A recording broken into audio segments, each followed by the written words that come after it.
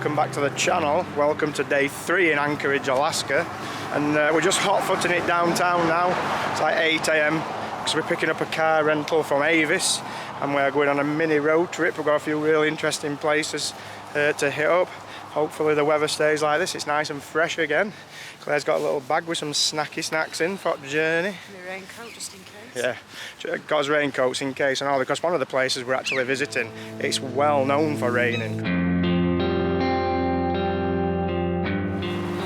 So weapon of choice for this trip is a Corolla, and this cost us $200 US for 1 day, which is pretty expensive, but you know, a lot of things over here in Anchorage are expensive. But yeah, let's get in, hit the road, and we'll see you en route. Speak your truth, you already know.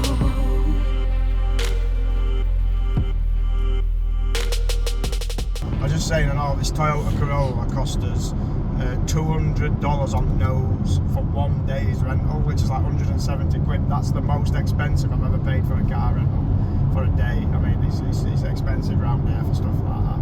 But you know, we wouldn't have been able to do this trip out if we didn't do it. So yeah, cool. I mean, the scene. We haven't even got down to the main part of the highway. We're down Alaska Route 1, and we haven't got down to the main part of that highway. And it's amazing everywhere you look around.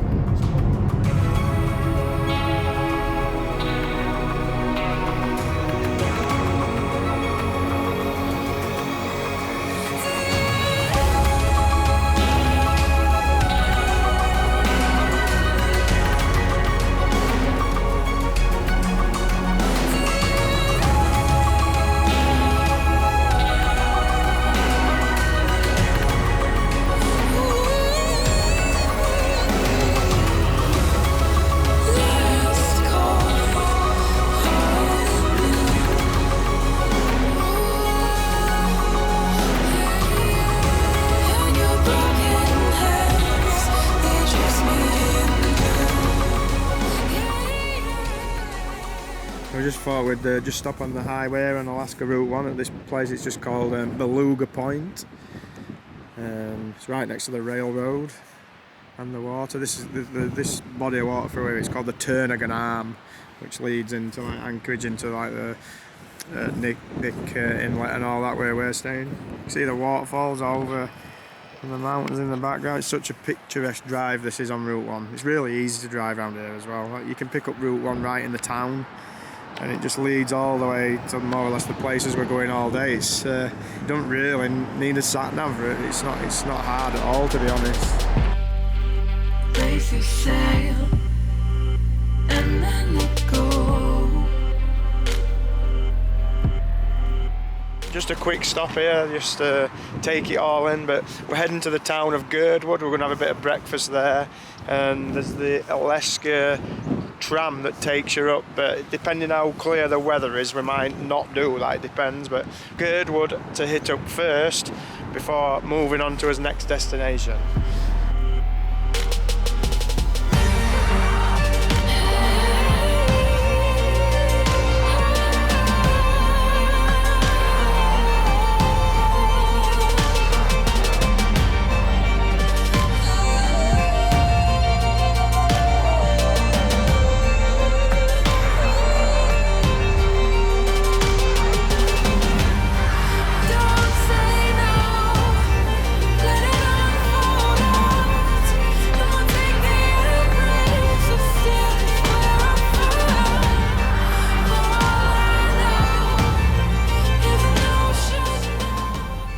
So we just made a quick pit stop at this convenience store called Crow Creek right here in Girdwood.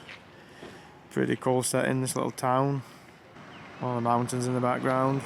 Just going in here, Claire's already in. We're just going to get a couple of snacky snacks and some water and some juices for the car. And then we're moving just down the road for a little place for breakfast. Cool place. I'll tell you what, the prices are expensive in here, Claire. It's like $7 for a big bag of chips. $7. Chips ahoy. Pringles. I'll tell you what though, check out the prices. $8.49 for a bag of crisps to eat. Oh, is it so expensive?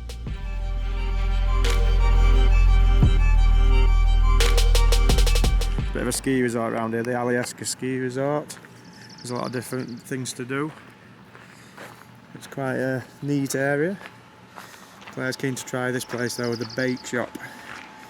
It's a well-rated place, little quirky little joint.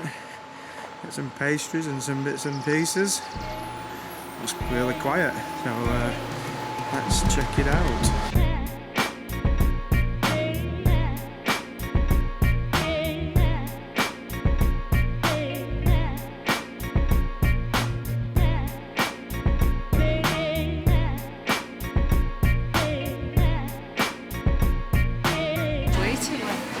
Claire's got a latte. We're waiting on his food, but Claire decided she wanted to buy a sweet roll as well. You know, it's only small. It's only small. What the hell is that? It's supposed to be like a cinnamon roll, but it's got other spices in it as well. That's gigantic. And it's gigantic. You wanted that for a car? Then I'll do it for a day. That's not his breakfast, by the way. She just wanted to buy that extra, Claire. Nice little place, this Bakeshop.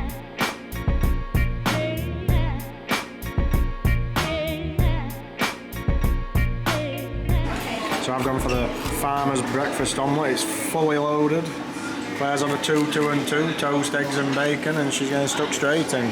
Let's eat. Claire decided she wanted to play in the snow while she's holding her oversized cake. Yeah, snowball you in a minute. Come on then, we'll push on. That Bakeshop was pretty legit actually. It was a nice breakfast. I picked that one out a while ago. It's quite well rated place to stop in at up here, so enjoyed it. Claire's gonna have a right job on eating that cake, I reckon. Though it's about a foot thick. Yeah, we're gonna push on now. We're gonna go and see the Alyeska Tram. See if it's clear. We might pop up there before moving on. So back to the Corolla it is. The Alaskan automobile. Oh, is that? The California Cruiser. Now we've got the Alaskan Auto. Oh, is that what it is? Alaskan Auto. Alaskan automobile. Yeah. It's Alyeska, I believe, not Alyeska, like I said. Alyeska it's pronounced. Correct him if he's wrong. Yeah, always correct me if I'm wrong. I'm always pronouncing stuff wrong. Back to the Alaskan automobile it is then, according to Claire.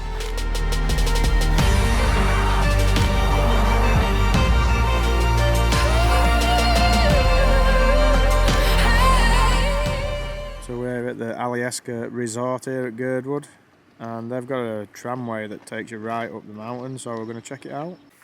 We'll follow Claire, she seems to know where she's going. Seems a reasonably nice day for it, really. We wouldn't have bothered with this if it were crappy weather, but seems like we might be in luck.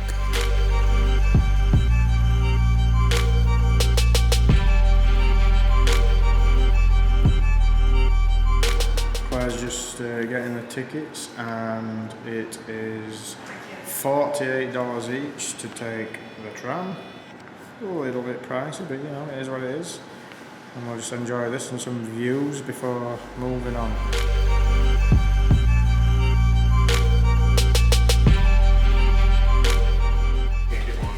Okay, here we go, guys. Alright. It's going to take approximately 5 minutes to get to the top.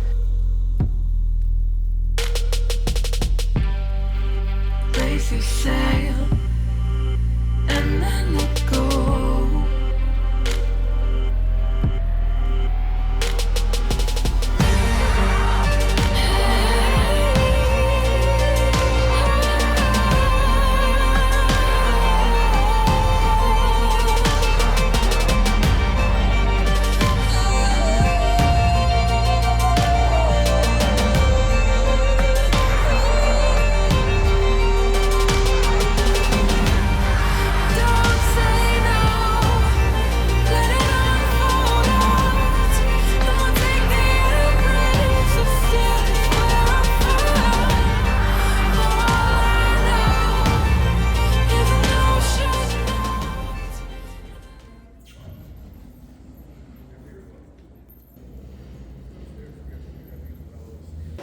So just dropped us off and dropped straight down. Fast. Talking about, it's the first time I've been one of these style trams for a long time. There's all the inner workings flying around. Look. So we'll go upstairs and check out the views. I mean, you can get some real cool views right here in the station. There's Claire standing here just taking a few shots now. Have a drive of that thing behind you. Go and jump in. No, I'm going to go on that instead. What? Oh yeah, let's go. Yeah, it'll be good, won't it? So we're right at the top here of the Alyeska ski tram. It's not that cold though, if I'm honest. It's really mild, there's no wind whatsoever. I was going to fly my drone up here, but I'm not going to push my luck because you're not supposed to. But yeah, I'm going to throw Probably get kicked off the mountain. Yeah, I'll throw some snowballs at Claire and have a ponder about before we go back down. The tram goes back down every 15 minutes. Yeah. your mind with oceans below.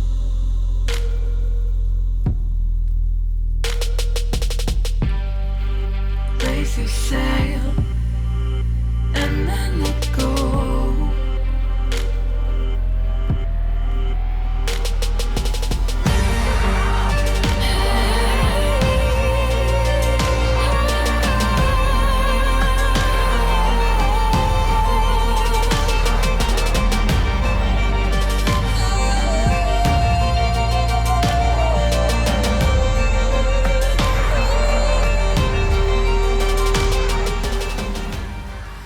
It's really cool up here. There's just like a little store and you can just walk around the whole perimeter and it offers views on all sides. It's pretty awesome. In summer there's a bar. Yeah. There's a bar just around Yeah, the there's a corner. restaurant, but it's not open right now because it's still classed as off season. But there's a little store we're walking around, we'll pop in, but when it comes to views, can't beat Amazing it. views. This is Oh, it's- Alaska. Yeah, it's awesome.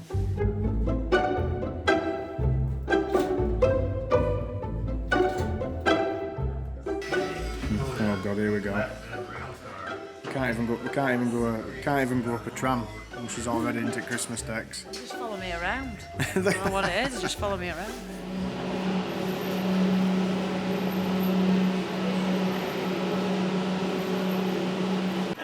Heading back down. Cool experience though, definitely.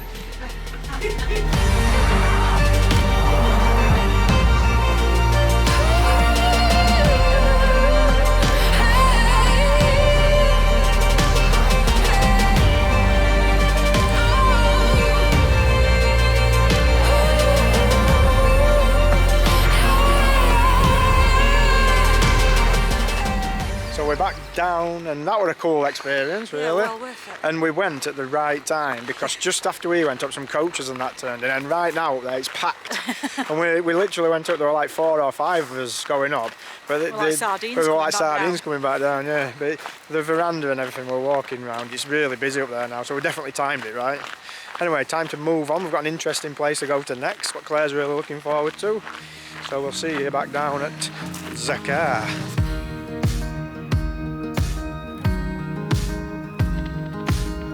Forget your foregone conclusions.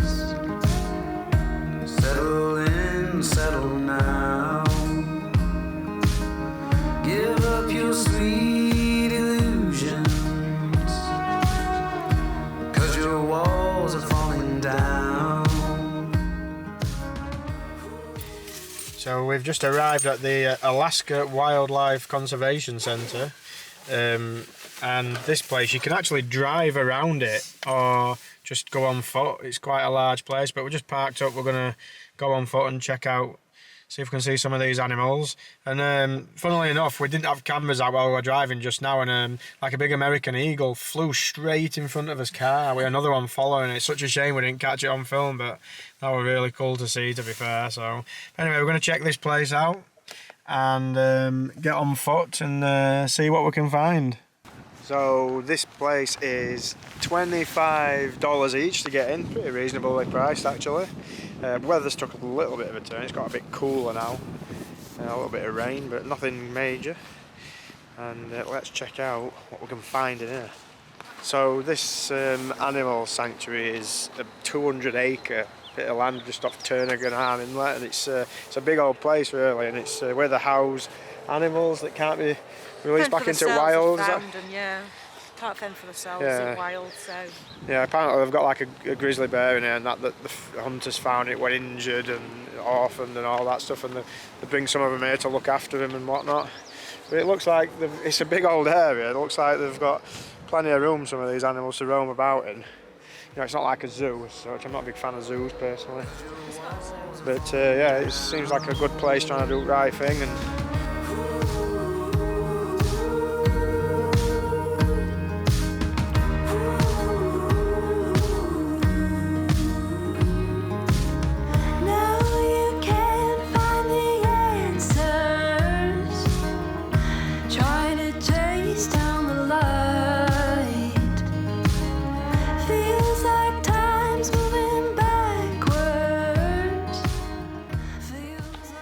when you come up to each one of these areas, it explains to you where they found these animals and stuff. Like these muskox here, for example, they were set about by a grizzly, and they got abandoned by their own herd, and they were on the brink of survival when they were found. So each section's got a little bit of history to how they found them, how looking after them and all that. What a setting for wildlife.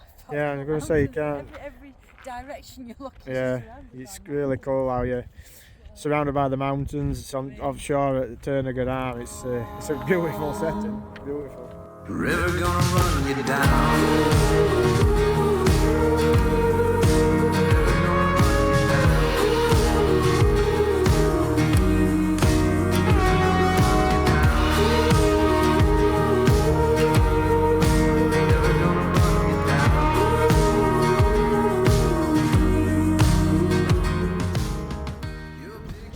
Big brown bears right here in front of us off this bridge.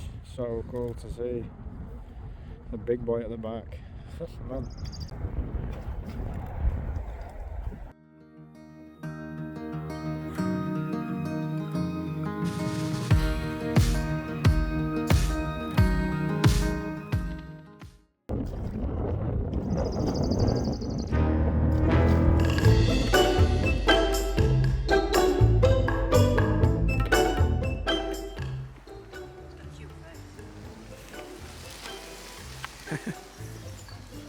Cool dude, are you?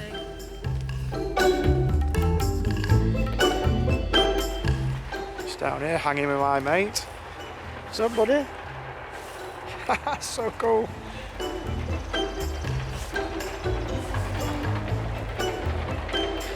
Just walking with bears, you know, not a caring world. Oh, he's left me. He's off. That's awesome to get up close and personal with them bears like that, man. Wow, that were worth ticket price alone, to be fair. So cool. Bro's just having a drink. The size of his head.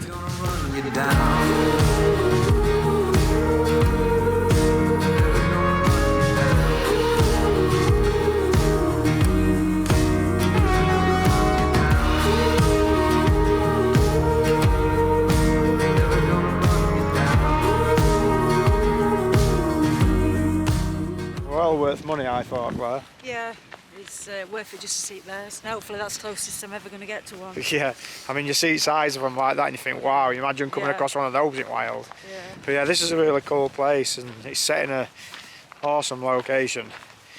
But yeah, seeing those wolves, seeing those bears, brilliant, you know. It's got $25 entry fee, and you can just, actually when it comes to driving around here, it's really straightforward. You just drive around, it's all really wide, One way. and just park at your own leisure, you know, and just get out as and when you will. With that being said, we're going to get to the car and we are going to move on. We've got one more stop, a really interesting stop to make now. It's not so far from here, so let's get back on the road. It's definitely got a lot chillier outside, but that is a fact. But yeah, we're moving on now to a town called Whittier, and we need to go for a really interesting tunnel to get there. It's the longest highway tunnel in North America, and it's a very unique place, this, actually. So we're going to hit the road, and it's not that far from here, I don't believe, so we'll see when we get there. So we're just approaching what they call the Anton Anderson Tunnel, and this is typical weather for this area of Alaska because Whittier is classed as, I believe, the wettest part of America.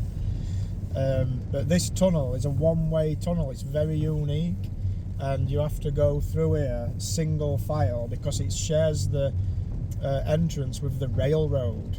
It's actually open for us now, but normally you'd probably be waiting like 30 minutes just to go through because traffic has to go in one way and you have to come back the same way, and it's only one lane. It's quite narrow. That right there in the distance, it's a bit hazy because of the rain and I've got it zoomed in, but that's the entrance to the tunnel, and you'll see what I mean, how it's single file and you drive on the railroad line as well. And it's, the old town is literally a cul-de-sac. It's one way in and one way out. And it's 2.5 miles long, this tunnel. Like I said earlier, it's the longest highway tunnel in North America, 2.5 miles long through the mountain. Where do I begin? There ain't nothing in this world to help me win. And I keep pushing, but nothing's moving. And I can hear the devil calling out my name. It gets harder when I ain't sober. That's why I'm drinking every day until it's over. And my thoughts...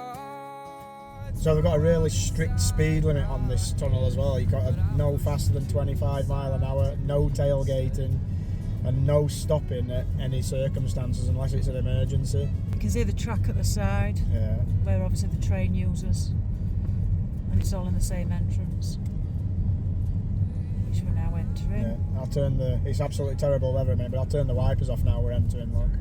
Oh wow, it's just crazy.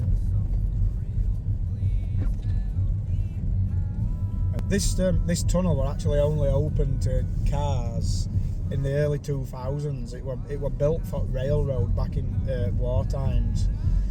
But yeah, it's an old like military base. This town, it were put together by military back in like World War II days. It's basically what they built this tunnel for, just to get to this area. And all the residents of the town live in one building. Yeah, we'll show you that when we get to the other side. It's a crazy place. Yeah. It's like I think there's like 200 residents or 220 people live in this town, and the majority of them they live in one building. One building. And it's got like a store in it. You know, it's got like a post office and laundry rooms. It's a weird place. You know? But because of the way it's geographically set in like a deep water harbour, that's why they chose it for military purposes back in day. It was quite a clever idea they came up with to take the pressure off Port of Seward, apparently. It doesn't run 24 hours. I think the last entry is about 11 p.m. And if you don't make it for that time, you're stuck here. You've got no choice whatsoever because you can't. There's no other way out. You can't get out of this place without coming through this tunnel. We're just coming up to the exit now, and I've got a feeling as soon as we hit this exit, it's going to be absolutely throwing it down with rain. But it's well known for rain in this place. It really is. I think there might be cruise ships here as well. Yeah, it is actually a cruise port for tourists, this place as well, so it might be quite a busy today. Yeah. So we're just coming out of the tunnel. Oh no. Yeah. And unbelievably, well, it is raining a little bit. It's not raining as heavy as it were when Yeah, we, the cruise ship's came in. there. Yeah, you can see the cruise ship in the distance now. And these are the cars waiting to go through. They're waiting to come through the other side, you see. So we'll have to join that queue when we come back. And you could be waiting like half an hour. So all these guys at the front of this queue, all the time it's just took us to get through there, they'll have been waiting all that time. There's different lanes for different size vehicles as well. Yeah. Oh, and it's I forgot to mention it's $13 return. It's a toll of the tunnel. Depending what happens, we might actually get a bite to eat here, but if not, we'll probably wait till we get into Anchorage. But depends how busy it is with cruise ships. Yeah. Well, there's a couple of places I'd like to see though, because it has got quite an interesting history, this place. When the sun goes down, no use in fighting. All these demons in my mind come uninvited. And people will say they love you till their needs are met. They'll stab you, then deceive you. And I feel used and almost empty. Yeah, I'm working on my life by earning pennies.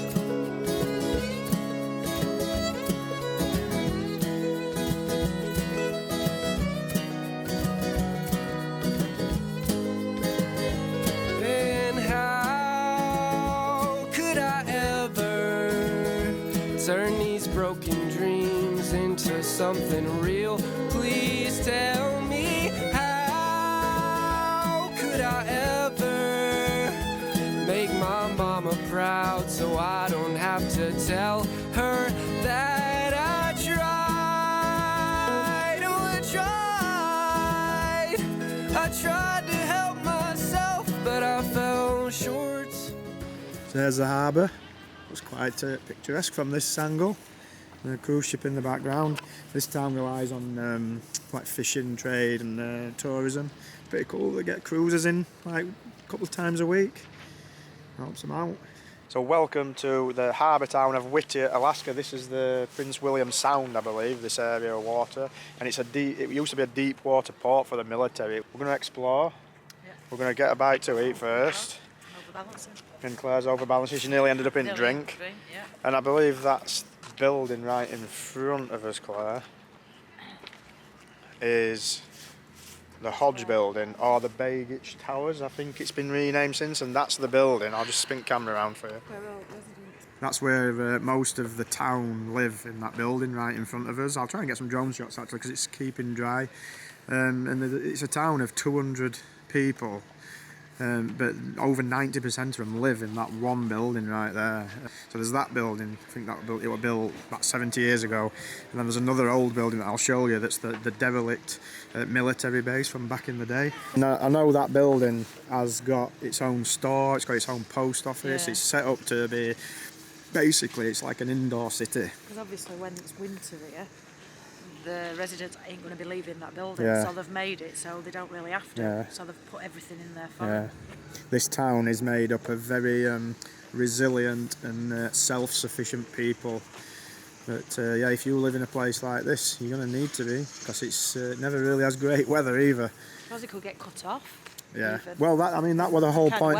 That was the whole point of the place when they built it for the military purposes. So it was cut off, and it was designed so they could avoid air raids and things like that, because it's a location with constant cloud cover and everything. It's an interesting place for sure.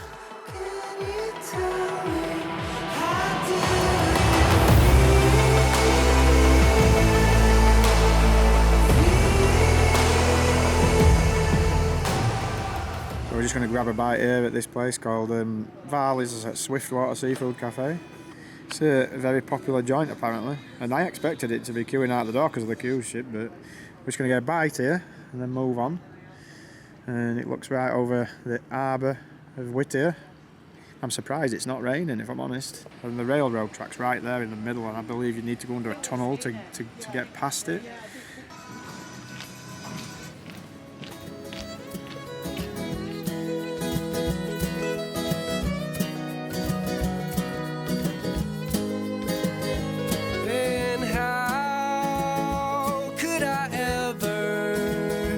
Turn these broken dreams into something real. Please tell me, how could I ever make my mama proud? I ain't got much appetite at the minute, but I thought I'll try the chowder bowl, and it is it's excellent actually. I mean, that one was really good, what I had at 49 steak brewing, but I think this easily rivals it, definitely. It's really good. And this was $10 for a bowl. $10 or $7 for a small cup. Or $7 for a cup, yeah. And you've ordered what? Halibut? Halibut and fries at $25.99. But yeah, this chowder is really nice. Lovely. I love quirky little places like this, if I'm honest. They must do a good trade in here though, because all cruise ships and what come in, but they're queuing every day. Is nice. It is gorgeous, yeah. Claire's been stealing my food. Yeah, on a winter's day you can imagine eating that. Oh, yeah. Some warm custard Every day. Nice. Claire's getting stuck into her halibut and fries. You're going to be halibut and fries out your head by the end of the trip, Claire. So if you look right over there in the distance, guys, that's what they call the Buckner building, and that's the original building they built for the military back in the early 40s. And it was just designed to be bomb-proof and everything, you know. But they had a really big earthquake in this area in mid-60s, and it took out that building beyond repair, and it's since been derelict. So it's been sat empty for a long time now. But interesting. So Claire's found the tunnel that leads underneath the railroad, so we can get a closer look. We're not in the middle of bloody San Francisco. We're in a town where 200 people live. Oh wow. Feels like going down a bloody military bunker here. Oh wow, it's long. I'm not gonna lie, it's a little bit creepy down here, to say the least.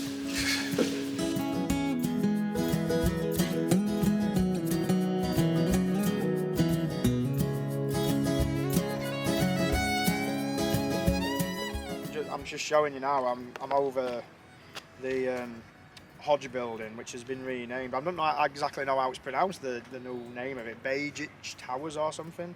But yeah, that's what you'll see is where everybody live in this town. Yeah, definitely different. So that building you can see right there, that's got the post office and the stores inside. And now I'm just going over the Buckner building, which is the original military base, what you can see right there, which is derelict now. It was an interesting one that, but somebody correct me in comments on this, but according to what I read a while back, I believe that it was like the worst earthquake in US history. Used and almost empty. Yeah, I'm working on my life by earning pennies.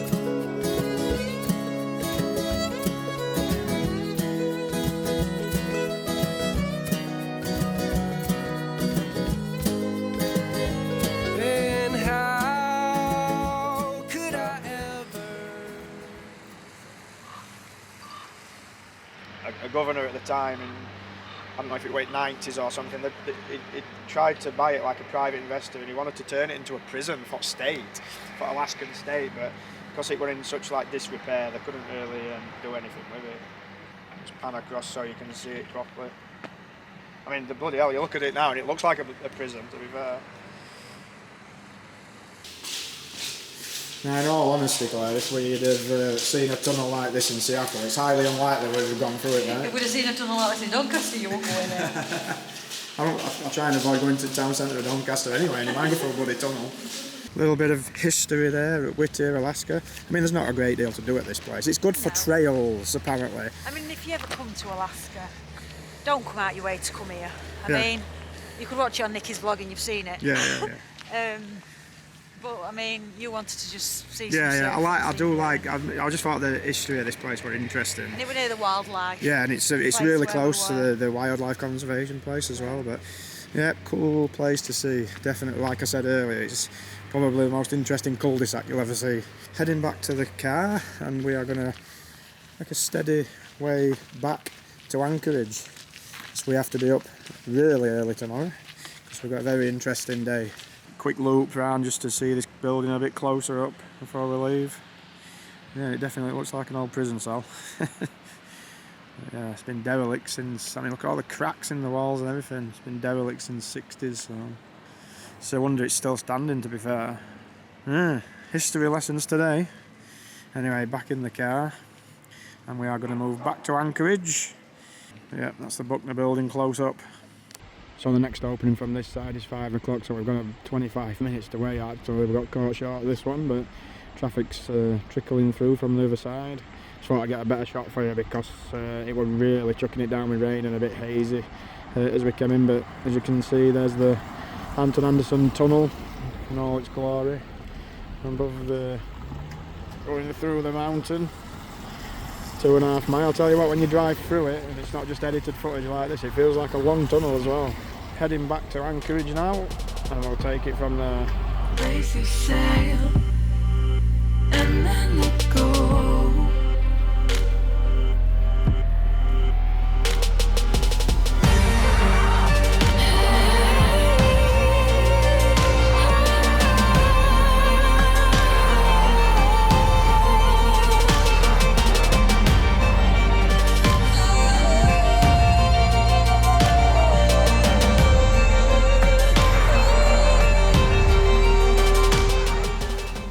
Claire's been doing weekly shop at Walgreens. She's got some deodorant and she's got some Tide. Yeah, so I'm going to be doing some washing when I get in. Yeah, we're living his best life off her here in Alaska. Yep. So we're firmly back at Avis Anchorage depot, and this is the craziest key drop ever. Just in this little hole here. There we go. Done with the Corolla. We've got back to Anchorage. It's absolutely cracking flags out here. Jesus. In danger of breaking a sweat.